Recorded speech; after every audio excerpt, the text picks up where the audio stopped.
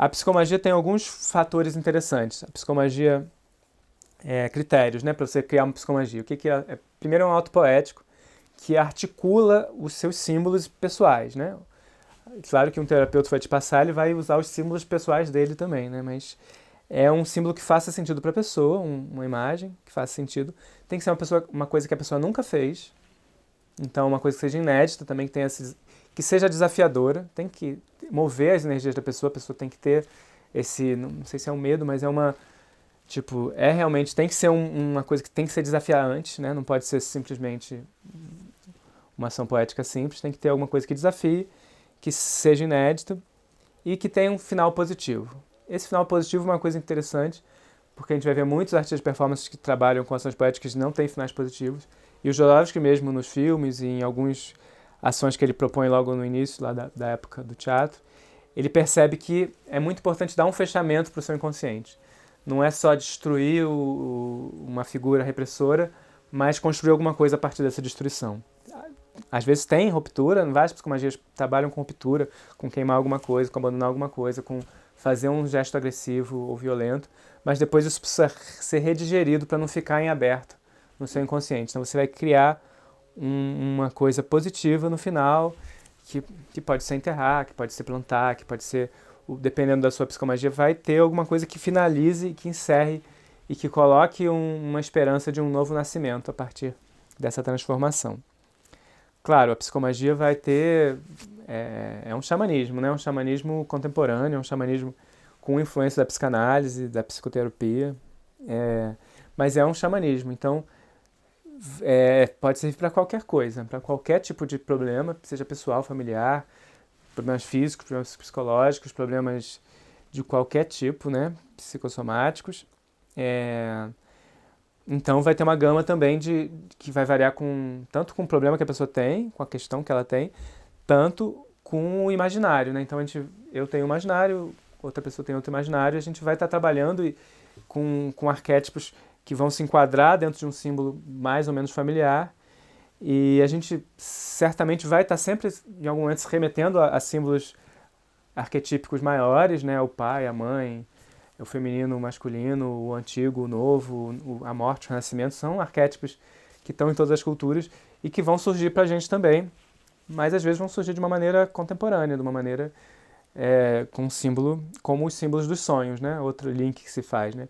Os símbolos dos sonhos também são super pessoais, ao mesmo tempo que acessam esses arquétipos antigos, né? Então vai ter isso. Além desses 3 livros que eu falei, que é a Psicomagia, a Metagenealogia e o Caminho do Tarô, a gente tem também um outro livro que é o Manual de Psicomagia, que é um livro muito interessante também, que são, nesse trabalho do Jodorowsky de pedir para as pessoas darem... ele pedia para as pessoas fazerem psicomagia, né, para o trabalho, e ele não cobrava, ele falava que ele só queria de volta uma carta explicando o que aconteceu, contando qual era a psicomagia que a pessoa fez, o que ela fez e qual foi o resultado. Então esse livro, Manual de Psicomagia, que é um segundo livro que eu, se não me engano, só tem em espanhol, não tem em português, não, agora não sei, enfim, mas eu posso botar ele também lá no grupo do Telegram.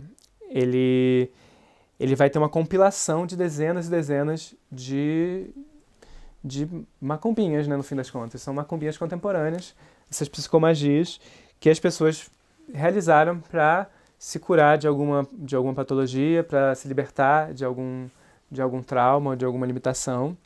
E ele elenca isso como se fosse um manual, por mais que ressalte nisso que não é para você fazer exatamente, cada um tem seu símbolo, tem sua história. Mas, de um modo geral, você pode olhar um pouquinho mais de fora, se desfocar um pouco e ver, não, mas tem esse certo padrão, e o Jodorowsky usou esse certo repertório, né? Para repertório de símbolos para transformar essa metáfora psicomagicamente, digamos assim. Já tem o Christopher, né, que é um aluno dele, um assistente dele que trabalhou com ele muitos anos, que quando ele vai relatar, você vê que ele tem naturalmente um outro repertório, por mais que seja ligado aos repertórios que está no manual, ele tem um outro repertório de psicomagias que ele usa. E eu trabalhei isso muitas vezes nos grupos de performance. Dá para ver que cada um traz o seu imaginário e coisas que... né, tem vários níveis de símbolo para a mesma coisa, né? Para o nível... Você pode matar uma galinha, você pode pegar um sangue falso, você pode pegar um sangue verdadeiro, você, né, esse sangue que você precisa escorrer, que precisa ser, às vezes pode ser simbólico, às vezes pode ser um boneco, não precisa ser matar a galinha, mas você pode ter um boneco para destruir, você pode ter, no caso de destruir a galinha, também é uma oferenda, né? Então são vários símbolos similares, ou o mesmo símbolo pode servir para vários arquétipos diferentes, mas também tem essas várias camadas, a gente pode simplesmente desenhar uma coisa e queimar essa coisa, né? E às vezes você tem que, é uma questão com uma pessoa, você pode ir direto para essa pessoa e fazer essa ação com ela, ou você pode pegar alguma coisa que represente essa pessoa para fazer, ou você pode, enfim, fazer um vídeo, uma dança, um teatro, uma música sobre isso. Isso vai ser uma maneira psicomágica de você tratar aquilo, né? Então vai depender muito do repertório pessoal de quem vai executar. E claro, se tiver alguém te ajudando, do repertório dessa pessoa que está te ajudando também, né? Então tá, hoje eu falei de Jodorowsky, né? Falei desses 4 livros, então vou botar esse vídeo também na biblioteca, na bibliografia, nessa série de bibliografia, mas é um livro também sobre, esse vídeo também é sobre o Jodorowsky, e que é uma referência muito interessante. Parece que lançou agora, eu não vi ainda, o filme Psicomagia, lançou no exterior, né? Ainda não consegui assistir, que deve ser muito interessante também, contando um pouco dessa história, e para quem já viu os filmes de Jodorowsky, ele vai citar várias dessas cenas que são referências à vida dele, também nesse livro, Psicomagia. E é isso, aí vira esse grande sistema terapêutico e também artístico, né? Porque pode ter uma finalidade super terapêutica, mas eu tenho usado isso também para fomentar a criação de performance, de trabalhos autorais, seja ao vivo ou seja em objeto, e também tem um resultado muito interessante.